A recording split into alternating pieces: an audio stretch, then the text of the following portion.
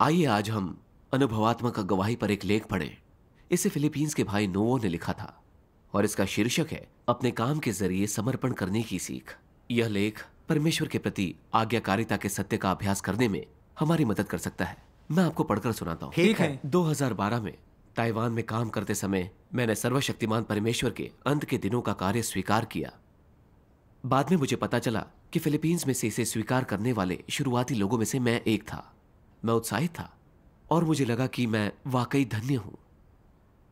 2014 में फिलीपींस लौटने के बाद मैंने सर्वशक्तिमान परमेश्वर के राज्य का सुसमाचार का प्रचार करना शुरू किया। जल्दी ही बहुतों ने परमेश्वर के अंत के दिनों के कार्य को स्वीकार कर लिया। मैं बहुत खुश था और मुझे गर्व था कि मैं सुसमाचार का प्रचार करने के काम को पूरा कर पाया हूं।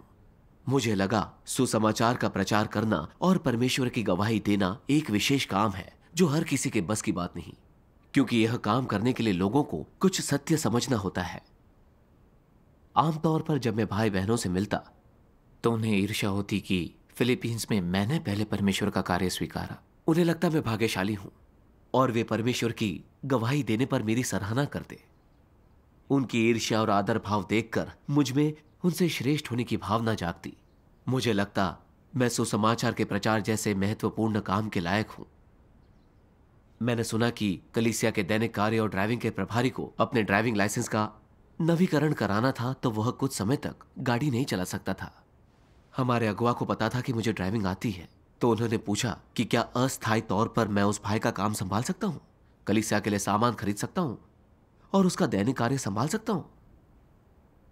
उस पल मुझे चिंता हुई और मैं परेशान हो गया। मैंने सोचा, आप अचानक क्यों चाहते हैं कि मैं गाड़ी चलाऊं? मैं ड्राइवर बन गया तो मेरे भाई बहन मेरे बारे में क्या सोचेंगे? मेरे मन में सुसमाचार का प्रचार करना और परमेश्वर की गवाही देना एक महत्वपूर्ण काम था जो परमेश्वर के प्रकटन को तरस रहे लोगों को उसके सामने लाएगा। मगर ड्राइविंग बस एक रोजमर्रा का काम है, एक साधारण काम, एक ऐसा काम जो बस उबाऊ है। इससे परमेश्वर की गवाही नहीं दी जा सकती और कोई मेरा आदर नहीं करेगा। रोजमर्रा का काम कोई भी कर सकता है, मगर कोई भी सुसमाचार का प्रचार कर परमेश्वर की गवाही नहीं दे सकता। उस पद पर नियुक्त किए जाने से मुझे बहुत ज्यादा निराशा हुई। मुझे लगा जैसे ड्राइविंग का काम मेरे लायक था ही नहीं। मैं नहीं समझ पाया कि यह सब कुछ मेरे साथ कैसे हो रहा है। मुझे यह फिक्र हो रही थी कि मेरे अगुआ मुझे यह काम देकर ही रहेंगे। मेरे मन में बहुत से नकारात्मक विचार आए। मैं आज्ञा मानकर यह काम नहीं कर सकता था। न मैं चाहता था कि मेरे भाई बहन जाने कि मेरा काम बदल गया है। अगले दिन कुछ भाई बहन मेरा अभिवादन करके बोले, मैंने सुना है कि आप अब ड्राइविंग का काम कर रहे हैं। उन्हें यह कहता सुन मैं बहुत शर्मिंदा और उदास हो गया। मुझे यह काम बिल्कुल नहीं करना था। मैंने सोचा मुझे तो सुसमाचार का प्रचार करना चाहिए जिससे मुझे अच्छी शोहरत मिल सके। मैं नहीं चाहता था कोई मुझे नीची नजर से देखे। मैंने असंतुष्टि और अवज्ञा महसूस की। मेरा मन नकारात्मक विचारों से भर गया। मगर बाहर से मैंने बुरा न मानने का नाटक किया ताकि वे मेरी कमजोरी समझकर मुझे नीची नजर से ना देखें। इसलिए मैंने उन्हें यह जवाब दिया, ये परमेश्वर की व्यवस्थाएं हैं और मैं इनके लिए उसका आभारी हूं। यह कहते समय मुझे एहसास हुआ, भले मैं जानता था कि परमेश्वर की सभी चीजों पर संप्रभुता है, मगर जब उसने वास्तव में एक परिवेश बनाया तो मैंने उसकी संप्रभुता को नहीं माना। मेरी कथनी का मेरे दिल से तालमेल नहीं था। बाहर से मैं आज्ञाकारी था, लेकिन वास्तव में मैं परमेश्वर द्वारा सृजित परिवेश को स्वीकार नहीं करना चाहता था। मैं यह बिना सोचे नहीं रह सका। मैं अचानक ये सब क्यों अनुभव कर रहा हूं? क्या अगुआ ने मेरे लिए ड्राइविंग के काम की व्यवस्था करके गलती की है? यह काम मेरे लिए बिल्कुल भी सही नहीं है। मुझे तो सुसमाचार का प्रचार करना चाहिए। मैं ड्राइवर कैसे बन सकता हूं? मैंने बहुत नकारात्मक महसूस किया। मैंने सोचा उनकी नजर में मैं सुसमाचार का प्रचार करने लायक नहीं हूं, इसलिए उन्होंने मुझे ड्राइवर बना दिया। मुझे लगता था कि ड्राइविंग में सिर्फ हाथों की जरूरत होती है। इसमें जीवन प्रवेश या सत्य के सिद्धांतों को नहीं खोजना पड़ता। यह सिर्फ मेहनत मजदूरी है। मैं बस गाड़ी चलाता हूं, जो बताया जाता है वो सामान कलीसिया के लिए खरीद लाता हूं। थोड़ा समय बीतने के बाद भी मुझे जीवन प्रवेश नहीं मिला। मैं इस काम से ऊब गया और ड्राइविंग का काम धीरे धीरे बर्दाश्त के बाहर होता गया। एक दिन पहले मेरे साथ सुसमाचार प्रचार कर चुके एक भाई ने मुझे फोन करके पूछा, भाई आजकल आपके क्या हालचाल हैं? क्या नए काम में आपका मन लग गया? हम लोग एक जगह जाना चाहते हैं, आप हमें वहां कब ले जा सकेंगे? यह सुनकर मुझे बड़ा दुख और शर्मिंदगी महसूस हुई। मैंने सोचा शायद मेरे भाई के लिए मैं बस एक ड्राइवर हूं, मेरा कोई रुतबा नहीं है, वह जरूर मुझे नीची नजर से देखता है। मैंने बहुत दुखी और नकारात्मक महसूस किया और काम में मेरा मन था ही नहीं। मैं परमेश्वर के वचन पढ़ना या सभाओं में जाना नहीं चाहता था। मैं अक्सर सोचता कि दूसरे मेरे बारे में क्या सोचते हैं। उस दौरान हालांकि मैंने अपना काम किया, कोई अवज्ञा नहीं दिखाई, फिर भी मैं भीतर से बहुत परेशान था। मैं इस काम को स्वीकार नहीं कर पाया। हालांकि सैद्धांतिक रूप से मुझे मालूम था कि चाहे जो हो, मुझे एक सृजित प्राणी के नाते अपना कर्तव्य निभाना चाहिए, फिर भी मैं अपनी नकारात्मक और निष्क्रिय हालत से उबर नहीं पाया। धीरे धीरे पवित्र आत्मा का कार्य महसूस होना बंद हो गया। मेरा काम एक सांसारिक काम जैसा लगने लगा। सुबह शुरू करो, शाम को खत्म, दिन बीतने की प्रतीक्षा करो। मेरा दिल अंधकार और दुख से सराबोर था। सभाओं में मुझे पवित्र आत्मा की प्रबुद्धता नहीं मिलती थी। मैं खालीपन महसूस करता था। मैंने परमेश्वर से प्रार्थना की, हे परमेश्वर, मैं जानता हूं कि मैं गलत दशा में हूं, लेकिन चीजें लाते ले जाते समय मुझे इसकी ही परवाह होती है कि दूसरे मेरे बारे में क्या सोचते होंगे। मुझे राह दिखाओ ताकि मैं आज्ञा मानकर इस काम को स्वीकार कर सकूं। बाद में मैंने परमेश्वर के कुछ वचन पढ़े। सच्चा समर्पण क्या है? जब कभी भी परमेश्वर ऐसी चीजें करता है जो तुम्हारे अनुरूप चली जाती हैं और तुम्हें ऐसा महसूस होता है कि सब कुछ संतोषजनक और उचित है और तुम्हें भीड़ से अलग खड़े होने दिया गया है, तुम्हें यह सब काफी गौरवशाली लगता है और तुम कहते हो परमेश्वर को धन्यवाद और उसके आयोजनों एवं व्यवस्थाओं के प्रति समर्पित हो पाते हो। हालांकि जब कभी भी तुम्हें मामूली जगह पर तैनात कर दिया जाता है जहां तुम दूसरों से अलग दिखने में अक्षम होते हो और जिसमें कोई भी कभी तुम्हें अभी स्वीकृत नहीं करता, तो तुम खुश नहीं रहते और समर्पण करना तुम्हें कठिन लगता है। जब परिस्थितियां अनुकूल हो तब समर्पण करना आमतौर पर आसान होता है। अगर तुम प्रतिकूल परिस्थितियों में भी समर्पण कर सकते हो, जिनमें चीजें तुम्हारे अनुकूल नहीं होती और तुम्हारी भावनाओं को ठेस पहुंचती हैं, जो तुम्हें कमजोर करती हैं, जो तुम्हें शारीरिक रूप से तकलीफ देती हैं और तुम्हारी प्रतिष्ठा को आघात पहुंचाती हैं, जो तुम्हारे मिथ्याभिमान और गौरव को संतुष्ट नहीं करती और जो तुम्हें मानसिक रूप से कष्ट पहुंचाती है, तो तुम सच में बड़े हो गए हो। इन वचनों ने मेरे दिल की भ्रष्टता को प्रकट किया। परमेश्वर के अंत के दिनों का कार्य स्वीकारते वक्त मैंने उससे प्रार्थना करके कहा था, परमेश्वर किसी भी परिवेश की व्यवस्था करे, चाहे मेरे सामने मुश्किलें आएं या मैं कठिन परीक्षणों का अनुभव करूं, मैं आज्ञा का पालन करूंगा। चाहे कुछ भी हो जाए, मैं परमेश्वर का अनुसरण करूंगा। लेकिन अब एक वास्तविक परिवेश आया, मगर मैं आज्ञा नहीं मान पाया। मुझे एहसास हुआ कि परमेश्वर की संप्रभुता और व्यवस्थाओं के प्रति मेरी आज्ञाकारिता महज बातें हैं। शुरुआत में जब कलीसिया ने मेरे लिए सुसमाचार के प्रचार के काम की व्यवस्था की, तो मुझे लगा कि यह काम कोई खास इंसान ही कर सकता है, और चूंकि यह अहम काम मेरे पास था, इसने मुझे प्रतिष्ठित बना दिया। मेरे भाई बहन भी मेरा अभिनंदन कर मुझे आदर से देखने लगे। मुझे अपना काम बहुत पसंद था, इसलिए मैं उस काम में बड़े उत्साह के साथ कड़ी मेहनत करता था। लेकिन जब अगुआ ने मुझे ड्राइविंग का काम सौंपा, तो मुझे लगा जैसे पल भर में मैं बहुत सम्मानित व्यक्ति से एक ड्राइवर बन गया जिसकी किसी को कोई कद्र नहीं। यह बड़ी शर्मिंदगी की बात थी। ऊपर से मुझे ड्राइविंग कोई महत्वपूर्ण काम नहीं लगता था, इसमें सम्मान नहीं था।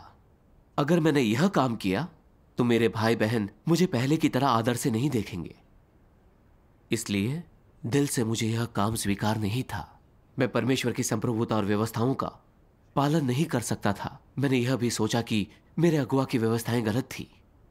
मैंने अपनी प्रतिष्ठा और रुतबे को बड़ी गंभीरता से लिया। मैं मीन में एक निकालता और काम के साथ अपनी पसंद के अनुसार पेश आता। मैं ऐसा काम चाहता था जहां मैं अपना चेहरा दिखा सकूं और मेरा आदर हो, कोई तुच्छ और अदृश्य काम नहीं। जब मेरे लिए व्यवस्थित काम में मुझे लोगों का आदर नहीं मिला तो मेरा दिल प्रतिरोध और शिकायतों से भर गया। ऊपर से तो मैंने इसका विरोध नहीं किया, लेकिन भीतर से मैं खुद को इसके लिए मना नहीं पाया, जिससे पवित्र आत्मा का कार्य मुझसे छूट गया और मैं अंधकार में जीने लगा। परमेश्वर के वचनों से मैं समझ गया कि अगर मैं सच्चाई से परमेश्वर का आज्ञाकारी बनकर वास्तविक कद पाना चाहूं तो मुझे परमेश्वर की व्यवस्थाएं माननी होंगी। सिर्फ तब नहीं जब माहौल मेरे अनुकूल हो, बल्कि खास तौर से उस वक्त जब माहौल अनुकूल ना हो। चाहे मेरी शोहरत चली जाए या भाई बहन मुझे आदर से ना देखें, तब भी मुझे स्वीकार कर आज्ञा माननी होगी। सही है। बाद में एक सभा में मैंने अपनी हालत के बारे में खुलकर संगति की। मेरे भाई बहनों ने परमेश्वर के वचनों का एक अंश मुझे भेजा, जिससे मैं अपनी अवज्ञा के मूल को समझ पाया। सर्वशक्तिमान परमेश्वर कहते हैं, शैतान मनुष्य को मजबूती से अपने नियंत्रण में रखने के लिए किसका उपयोग करता है? प्रसिद्धि एवं लाभ का। तो शैतान मनुष्य के विचारों को नियंत्रित करने के लिए प्रसिद्धि एवं लाभ का तब तक उपयोग करता है जब तक लोग केवल और केवल प्रसिद्धि एवं लाभ के बारे में सोचने नहीं लगते। वे प्रसिद्धि एवं लाभ के लिए संघर्ष करते हैं, प्रसिद्धि एवं लाभ के लिए कठिनाइयों को सहते हैं, प्रसिद्धि एवं लाभ के लिए अपमान सहते हैं, प्रसिद्धि एवं लाभ के लिए जो कुछ उनके पास है उसका बलिदान करते हैं, और प्रसिद्धि एवं लाभ के वास्ते वे किसी भी प्रकार की धारणा बना लेंगे या निर्णय ले लेंगे। इस तरह से शैतान लोगों को अदृश्य बेड़ियों से बांध देता है और उनके पास इन्हें उतार फेंकने की न तो सामर्थ्य होती है, ना ही साहस होता है। वे अनजाने में इन बेड़ियों को ढोते हैं और बड़ी कठिनाई से पांव घसीटते हुए आगे बढ़ते हैं। इस प्रसिद्धि एवं लाभ के वास्ते मनुष्य जाति परमेश्वर को दूर कर देती है और उसके साथ विश्वासघात करती है तथा निरंतर और दुष्ट बनती जाती है। इसलिए इस प्रकार से एक के बाद दूसरी पीढ़ी शैतान के प्रसिद्धि एवं लाभ के बीच नष्ट हो जाती है। अब शैतान की करतूतों को देखने पर क्या उसकी भयानक मंशाएं बिल्कुल ही घिनौनी नहीं है? हो सकता है कि आज तुम लोग अब तक शैतान की भयानक मंशाओं की वास्तविक प्रकृति को नहीं देख पा रहे हो, क्योंकि तुम लोग सोचते हो कि प्रसिद्धि एवं लाभ के बिना कोई जी नहीं सकता है।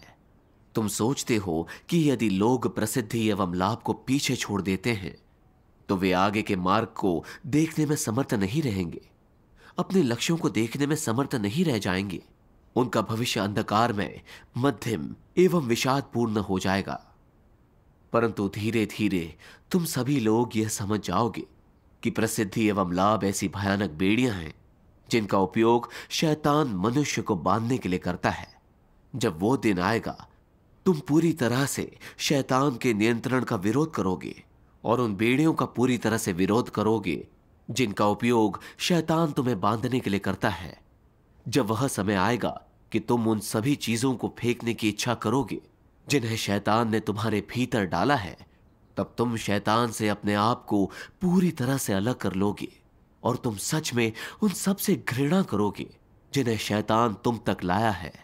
केवल तभी मानव जाति के पास परमेश्वर के लिए सच्चा प्रेम और लालसा होगी। आमीन। आमीन। परमेश्वर के वचनों पर सोच विचार कर मुझे एहसास हुआ कि मैं मिले हुए काम को इसलिए नहीं मान पा रहा था क्योंकि इससे मेरी प्रतिष्ठा और रुतबे को नुकसान होगा। यह शैतान द्वारा की जा रही हानि थी। शैतान लोगों को काबू करने के लिए शोहरत और दौलत का इस्तेमाल करता है। इससे लोग शोहरत और दौलत के लिए संघर्ष करते हैं, अपना सब कुछ त्याग देते हैं। साथ ही मैं अनजाने ही शैतान के फलसफों के पीछे भाग रहा था। मैंने याद किया कि कैसे मेरे माता पिता ने बचपन में मुझे दूसरों का आदर और सराहना पाना सिखाया था। तब से मैं मानता था कि मुझे दूसरों से ऊंचा उठकर विशिष्ट बनना चाहिए। समाज और मीडिया भी इस नजरिए को बढ़ावा देते हैं। मैंने देखा कि कैसे कुछ प्रसिद्ध, धनी और ऊंचे रुतबे वाले लोगों से बेहतर बर्ताव किया जाता है। इसलिए मैंने आगे बढ़ने और सभी की सराहना हासिल करने की ठान ली। परमेश्वर के अंत के दिनों के कार्य को स्वीकारने के बाद भी मैं इन्हीं विचारों से जी रहा था। मैंने परमेश्वर की इच्छा और सत्य का अनुसरण करने पर ध्यान दिए बिना अपना काम किया। मैंने गलत सोचा कि सुसमाचार का प्रचार करने जैसा जरूरी काम ही दूसरों का आदर पाने का एकमात्र रास्ता है। मुझे लगा शारीरिक मेहनत करने वाले की कोई कदर नहीं करता। मैं कामों को बेहतर या बदतर समझता था। मैं चाहता था कि कोई ऐसा काम करूं जिसमें मैं अलग दिखूं। जब मेरे अगुआ ने काम की जरूरतों के अनुसार मुझे गाड़ी चलाने को कहा तो मैं उसे ना तो स्वीकार सका ना ही मान सका। मुझे लगा सुसमाचार प्रचार का काम मेरे योग्य है, लेकिन ड्राइविंग का काम नहीं। मुझे सिर्फ और सिर्फ अपनी छवि और रुतबे की फिक्र थी। मैंने परमेश्वर की इच्छा नहीं खोजी, कलीसिया के कार्य की जरूरतों पर विचार नहीं किया। मैं बहुत स्वार्थी और घिनौना था। सुसमाचार का प्रचार करने की चाह दरअसल परमेश्वर की इच्छा का ध्यान रखना नहीं था। मैं बस उस काम के सहारे सब लोगों की सराहना पाना चाहता था। मैं अपने काम को दिखावे और लोगों का आदर पाने के लिए इस्तेमाल करना चाहता था, ताकि मैं शोहरत और दौलत पा सकूं और उससे मिलने वाले सम्मान का आनंद उठा सकूं। अगुआ ने जब मेरे लिए इस काम की व्यवस्था की तो ऊंचा सम्मानित व्यक्ति बनने की मेरी महत्वाकांक्षा ध्वस्त हो गई। इसलिए मैं निष्क्रियता से सिमट गया और कर्तव्य निभाने का जोश खो दिया। मैंने देखा कि ये शैतानी विचार और राय मेरे दिल में कैसे बसे हुए थे और मेरी प्रकृति बन चुके थे। मेरी कथनी करनी, काम के प्रति बर्ताव सब उसके काबू में थे। मुझसे परमेश्वर के प्रति विद्रोह और प्रतिरोध करवा रहे थे। शोहरत और दौलत के पीछे भागने से मैं पूरी समझ खो चुका था। मैंने सोचा कि कुछ भाई बहनों का सांसारिक रुतबा था और बहुत से लोग उनका समर्थन करते थे, लेकिन अपना कर्तव्य संभालने के बाद वे अपनी शोहरत और रुतबे को छोड़ने में सक्षम हो गए और कलीसिया का तुच्छ से तुच्छ काम भी वे स्वीकार कर पालन कर पा रहे थे। उनसे तुलना करके मैंने शर्मिंदगी महसूस की। मैं परमेश्वर का सच्चा विश्वासी नहीं था। मेरे दिल में उसके लिए कोई जगह नहीं थी और ना ही उसके प्रति आज्ञाकारिता थी। अब मुझे एहसास हुआ कि शोहरत और दौलत के पीछे भागना कितनी बेशर्मी और घिनौनापन था।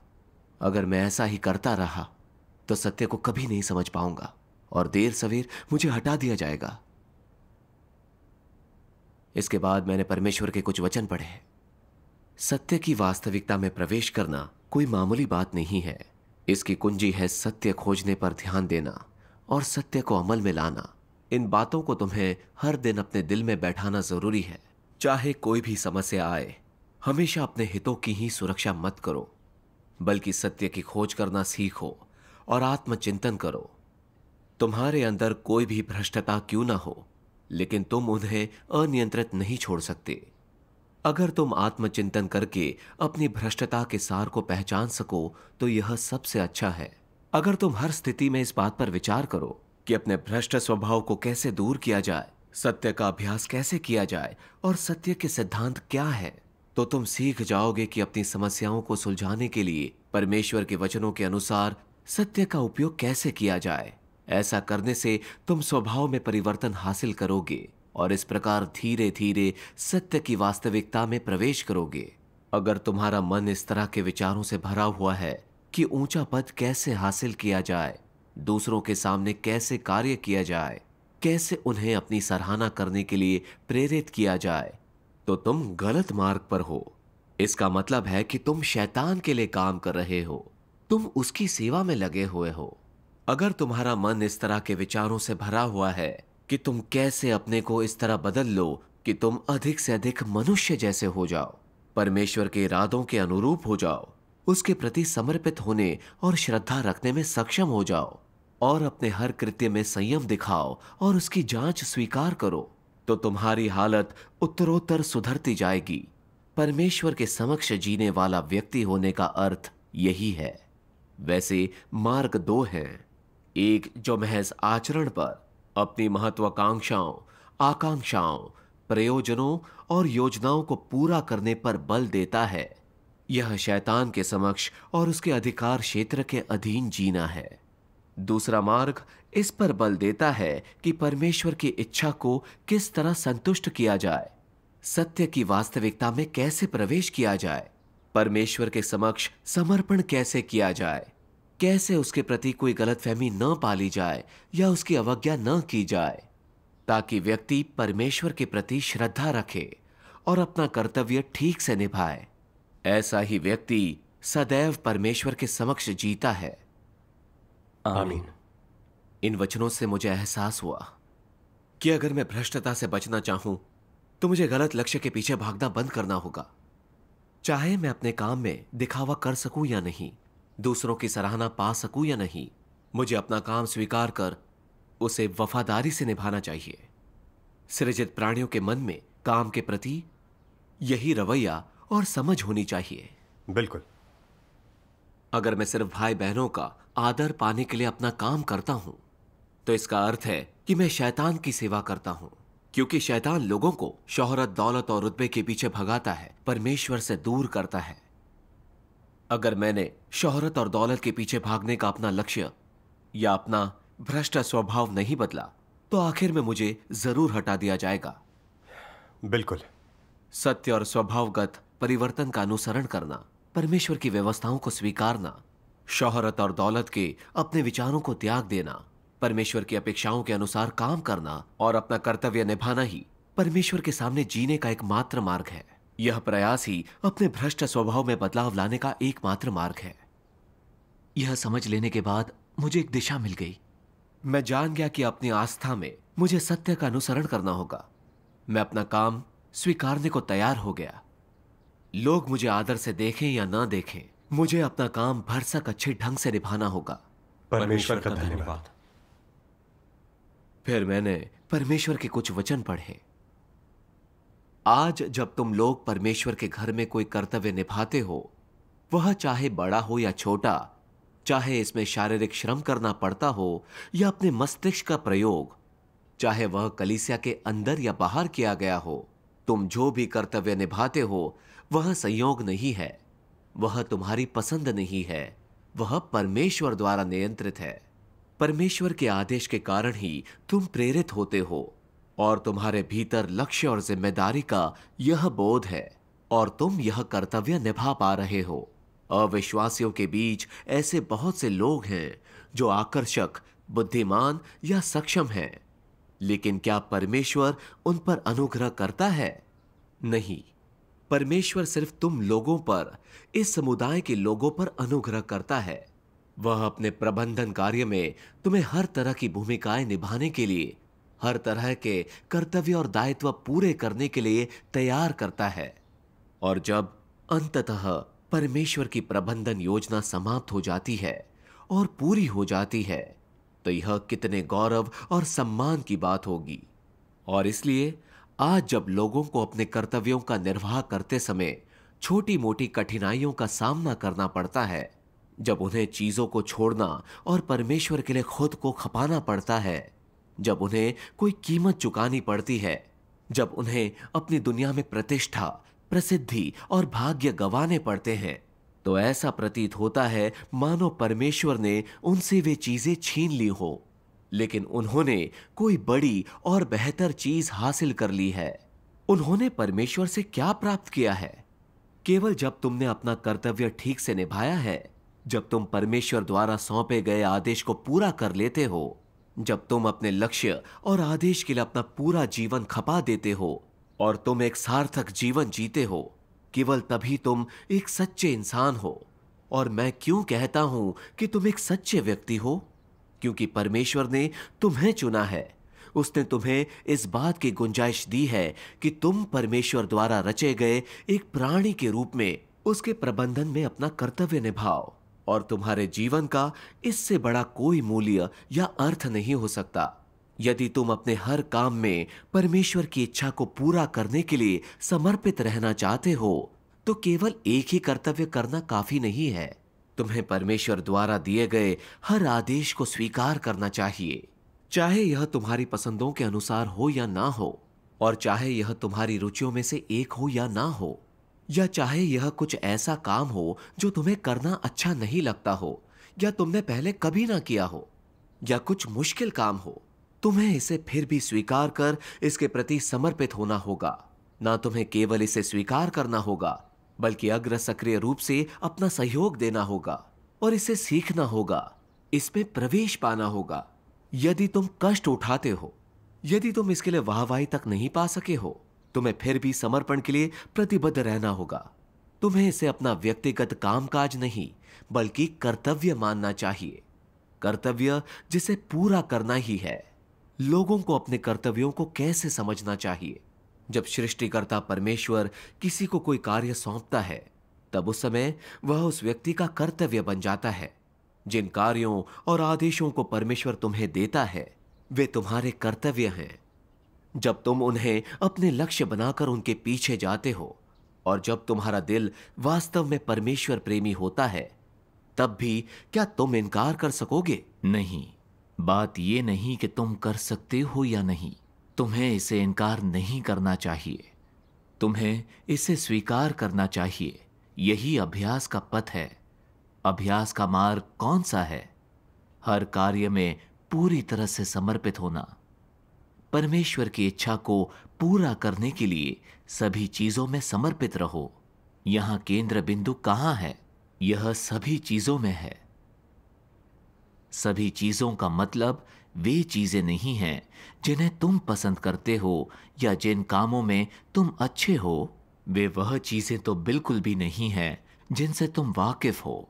कभी कभी तुम्हें कोई चीज अच्छे से नहीं आती, कभी कभी तुम्हें सीखने की आवश्यकता होती है, कभी कभी तुम्हें कठिनाइयों का सामना करना और कभी कभी तुम्हें कष्ट उठाना पड़ेगा। लेकिन चाहे वह कोई भी कार्य हो, अगर वह परमेश्वर का आदेश है तो तुम्हें उसे स्वीकार करना चाहिए, उसे अपना कर्तव्य समझना चाहिए, उसे पूरा करने के लिए समर्पित होना चाहिए और परमेश्वर की इच्छा को पूरा करना चाहिए। यह अभ्यास का मार्ग है। चाहे तुम्हारे साथ कुछ भी हो जाए, तुम्हें हमेशा सत्य की खोज करनी चाहिए। और एक बार जब तुम निश्चित हो जाते हो कि किस तरह का अभ्यास परमेश्वर की इच्छा के अनुरूप है, तुम्हें उसका अभ्यास करना चाहिए। इस तरह से कार्य करना ही सत्य का अभ्यास करना है, और इस तरह से कार्य करना ही सत्य की वास्तविकता में प्रवेश करना है। आमीन। परमेश्वर के वचन पढ़ने के बाद मुझे एहसास हुआ कि कोई भी काम संयोग से नहीं मिलता, ना ही कोई एक इंसान इसकी व्यवस्था करता है। ये मुझे परमेश्वर की संप्रभुता और संकल्प से मिलते हैं। आमीन। हाँ, हालांकि ड्राइविंग ऐसा काम नहीं था जो मुझे पसंद था या जो मैं करना चाहता था, मगर मेरे लिए इसकी व्यवस्था कलीसिया के कार्य की जरूरत के आधार पर की गई थी। इसलिए मैं अपनी पसंद पर नहीं चल सकता था। भले ही मुझे कष्ट हुआ हो या मुझे सराहना ना मिली हो, मैं इसे मना नहीं कर सकता था। मुझे समझदारी से आज्ञा माननी चाहिए, क्योंकि यह काम परमेश्वर से आया है। आमीन। परमेश्वर ने मुझे एक काम दिया है, जिसका अर्थ है कि उसने मुझे एक जिम्मेदारी, एक मिशन सौंपा है। इसलिए वह कितना भी मुश्किल क्यों ना हो, मुझे पूरे दिल से इसे करना चाहिए। एक सृजित प्राणी के नाते परमेश्वर द्वारा सौंपा गया काम पूरा करना चाहिए। ऐसे जीवन जीना सार्थक है, निरर्थक नहीं है। सच है। पहले मैं शोहरत और दौलत से सम्मोहित था। मैं परमेश्वर की संप्रभुता को अच्छी तरह से नहीं समझता था, और मैं काम को बेहतर या बदतर के रूप में देखता था। यह सच है कि परमेश्वर के घर में कोई भी काम बेहतर या बदतर नहीं होता। हम बस अलग अलग काम करते हैं। सुसमाचार का प्रचार करना और कार चलाना दोनों ही कलीसिया के कार्य का जरूरी हिस्सा है। परमेश्वर चाहता है कि हम उसके घर में हर काम करते हुए जीवन प्रवेश का अनुसरण करें। सही है। अगर मैं सराहना, शौहरत और दौलत पाने के लिए अपना काम करूं, तो मैं एक सृजित प्राणी का कर्तव्य नहीं निभाऊंगा। मैं अपने फायदे के लिए चाले चलूंगा। भले ही लोग मेरी सराहना करें, परमेश्वर इसे स्वीकृति नहीं देगा। जब मेरे अगुआ ने मुझे ड्राइवर का काम सौंपा, तो हालांकि लोगों के बीच मेरा कोई रुतबा नहीं था और यह थोड़ा थकाऊ था, पर इस माहौल ने मुझे आज्ञा मानना सिखाया, सत्य समझने में मदद की। धीरे धीरे मुझे शोहरत और दौलत की आकांक्षा को छोड़ने दिया। यह मेरे लिए परमेश्वर का उद्धार था। परमेश्वर का आमीन। धन्यवाद। एक बार कलीसिया के लिए गाड़ी चलाते समय मैंने इस बारे में सोचा, तो परमेश्वर के घर के हितों के विचार से जुड़ी कई बातों से मेरा सामना हुआ, जिसके लिए सत्य की खोज और सिद्धांतों के अनुसार काम करना जरूरी था। क्या यह मेरे लिए सत्य का अभ्यास करने और परमेश्वर को संतुष्ट करने का अच्छा मौका नहीं था? इसका एहसास होने पर मैंने परमेश्वर से प्रार्थना की, हे परमेश्वर, मेरे अज्ञान के लिए क्षमा कर दो। मैंने बहुत सी चीजों से तुम्हें निराश किया है। अब से मैं सारी चीजें तुम्हारी व्यवस्थाओं के जिम्मे छोड़ दूंगा। तुम्हारा निरीक्षण स्वीकार करूंगा और अपने काम तुम्हें दिल से प्रेम करते हुए करूंगा। प्रार्थना के बाद मुझे सुकून महसूस हुआ और मुझमें अपना काम ढंग से करने का आत्मविश्वास जागा। आमीन। परमेश्वर का धन्यवाद। एक बार मैं कलीसिया के लिए चीजें खरीदने के लिए गाड़ी से भाई बहनों को ले गया। मैंने उन्हें बड़ी सावधानी से चीजें चुनते, दाम और गुणवत्ता की तुलना करते हुए देखा कि परमेश्वर के परिवार का नुकसान ना हो। मैंने उस वक्त की बात सोची जब मैंने ड्राइविंग शुरू की। आदर से देखे जाने की मेरी आकांक्षा तृप्त ना होने के कारण काम के प्रति मेरा रवैया गलत था। हर दिन मैं काम करता मगर कभी उस पर गंभीरता से गौर नहीं करता और अपना काम अच्छे ढंग से करने पर कभी विचार नहीं किया। मैंने खरीदारी करते समय शायद ही कभी ऊंची क्वालिटी और कम दाम खोजा हो। बस जो ठीक दिखा उसे खरीद लिया। मैंने कभी ऐसे खरीदारी नहीं की। मैंने सच में इस काम में मन नहीं लगाया। अब मैं सेवा कर्मी नहीं बनना चाहता था। फिर मैंने इसकी फिक्र नहीं की कि मेरे काम में दूसरे मुझे आदर से देखते हैं या नहीं। मैंने सिर्फ अपने कामों और कलीसिया के हितों के बारे में सोचा। मैं कलीसिया के लिए चीजें सतर्क होकर सोच समझकर खरीदता। इस तरह से अपने काम करने से मुझे सुकून मिलता और अब यह बिल्कुल भी थकाने वाला नहीं था। अपने अनुभव से मैंने बहुत कुछ हासिल किया। मैं समझ सका कि परमेश्वर ने मुझे अच्छा ना लगने वाला काम इसलिए दिया ताकि मैं आत्मचिंतन कर यह समझूं कि मेरा शोहरत और रुतबे के पीछे भागना गलत है। वह मुझसे सत्य का अनुसरण करवा रहा था। यह परमेश्वर का प्रेम था। परमेश्वर के नेक इरादों का अनुभव कर मैं समझ सका कि परमेश्वर चीजों की व्यवस्था चाहे जैसे भी करे, मगर ये सब मेरे जीवन के लिए लाभकारी हैं। मैं परमेश्वर का विद्रोह नहीं कर सकता। उसे संतुष्ट करने के लिए मुझे उसका आज्ञाकारी बनना था। परमेश्वर का धन्यवाद। बिल्कुल सही। इसके बाद जल्दी ही मेरे भाई को नया ड्राइविंग लाइसेंस मिल गया और वो काम पर लौट आया और अगुआ ने मेरे लिए कुछ दूसरे काम की व्यवस्था कर दी। मैंने सोचा इस बार मैं अपनी पसंद के अनुसार कर्तव्य से पेश नहीं आऊंगा। मुझे परमेश्वर के आयोजनों और व्यवस्थाओं को स्वीकारना होगा।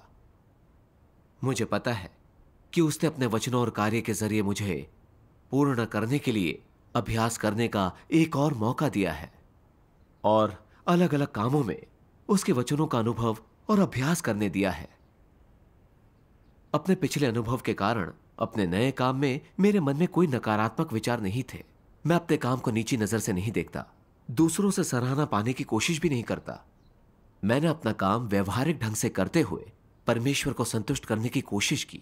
आमीन। परमेश्वर का धन्यवाद। मैंने परमेश्वर के कुछ वचन पढ़े हैं। अपने कर्तव्य को निभाने वाले उन तमाम लोगों के लिए, चाहे सत्य की उनकी समझ कितनी भी उथली या गहरी क्यों ना हो, सत्य की वास्तविकता में प्रवेश करने के लिए अभ्यास का सबसे सरल तरीका यह है कि हर काम में परमेश्वर के घर के हित के बारे में सोचा जाए। अपनी स्वार्थी इच्छाओं, व्यक्तिगत इरादों, अभिप्रेरणाओं, प्रतिष्ठा और हैसियत का त्याग किया जाए। परमेश्वर के घर के हितों को सबसे आगे रखो। कम से कम इतना तो व्यक्ति को करना ही चाहिए। अपना कर्तव्य निभाने वाला कोई व्यक्ति अगर इतना भी नहीं कर सकता तो उस व्यक्ति को कर्तव्य करने वाला कैसे कहा जा सकता है? यह अपने कर्तव्य को पूरा करना नहीं है। तुम्हें पहले परमेश्वर के घर के हितों का, परमेश्वर के हितों का, उसके कार्य का ध्यान रखना चाहिए और इन विचारों को पहला स्थान देना चाहिए। उसके बाद ही तुम अपने रुतबे की स्थिरता या दूसरे लोग तुम्हारे बारे में क्या सोचते हैं इसकी चिंता कर सकते हो। क्या तुम लोगों को नहीं लगता कि जब तुम इसे इन चरणों में बांट देते हो और कुछ समझौता कर लेते हो तो यह थोड़ा आसान हो जाता है? यदि तुम ऐसा कुछ समय के लिए कर लो तो तुम यह अनुभव करने लगोगे कि परमेश्वर को संतुष्ट करना मुश्किल नहीं है। इसके साथ ही तुम्हें अपनी जिम्मेदारियां, अपने दायित्व और कर्तव्य पूरे करने चाहिए। अपनी स्वार्थी इच्छाएं, व्यक्तिगत अभिलाषाएं और इरादे त्याग देने चाहिए। परमेश्वर की इच्छा का ध्यान रखना चाहिए और परमेश्वर तथा उसके घर के हितों को सर्वोपरि रखना चाहिए। इस तरह से कुछ समय अनुभव करने के बाद तुम पाओगे कि यह जीने का एक अच्छा तरीका है। नीच या निकम्मा व्यक्ति बने बिना यह सरलता और नेकी से जीना है, न्याय संगत और सम्मानित ढंग से जीना है, एक संकुचित मन वाले या ओछे व्यक्ति की तरह नहीं। तुम पाओगे कि किसी व्यक्ति को ऐसे ही जीना और काम करना चाहिए। धीरे धीरे अपने हितों को पूरा करने की तुम्हारी इच्छा घटती चली जाएगी। आमीन। आमीन। इन वचनों ने मेरे दिल में उजाला कर दिया। जब हम अपने कर्तव्य निभाते हैं तो हमें अपनी आकांक्षाओं को छोड़ परमेश्वर के निरीक्षण को स्वीकार करना चाहिए, अपना दिल सामने रखना चाहिए, परमेश्वर के घर के लाभ के लिए काम करने चाहिए और अपना हर काम दिल लगाकर करना चाहिए। यह एक सृजित प्राणी का अपना कर्तव्य निभाना है। ईमानदारी से वह करना है जो लोगों का कर्तव्य है। जब मैंने इस तरह अभ्यास किया तो मैंने बहुत दृढ़ता और सुकून महसूस किया। परमेश्वर का धन्यवाद। अब मैं अपने काम में बहुत खुश हूं और मैंने बहुत कुछ हासिल किया है। मैं जानता हूं कि तथ्यों और परमेश्वर के वचनों के न्याय से उजागर हुए बिना मैं अपनी भ्रष्टता को नहीं पहचान पाता। मेरी भ्रष्टता, विद्रोह और अनुसरण के बारे में मेरी गलत सोच से निपटने के लिए परमेश्वर ने मुझे वहां रखा जो मुझे पसंद नहीं था, ताकि मैं खुद को जान सकूं। मुझे यह समझाने के लिए कि काम के प्रति कैसा रवैया और नजरिया परमेश्वर की इच्छा के अनुरूप होता है। इस अनुभव के बाद मुझे एहसास हुआ कि यह व्यवस्था परमेश्वर करता है कि मैं कौन सा काम करूंगा, और यह जीवन प्रवेश की जरूरतों पर आधारित है। इसलिए मुझे इसका पालन करना चाहिए, पूरा दिल और दिमाग लगाकर अपना कर्तव्य निभाना चाहिए, काम के समय सत्य का अनुसरण करना चाहिए, एक ऐसा इंसान बनना चाहिए जो सच में परमेश्वर का आज्ञाकारी है। परमेश्वर का धन्यवाद। परमेश्वर का धन्यवाद। यह अनुभव बहुत अच्छा है।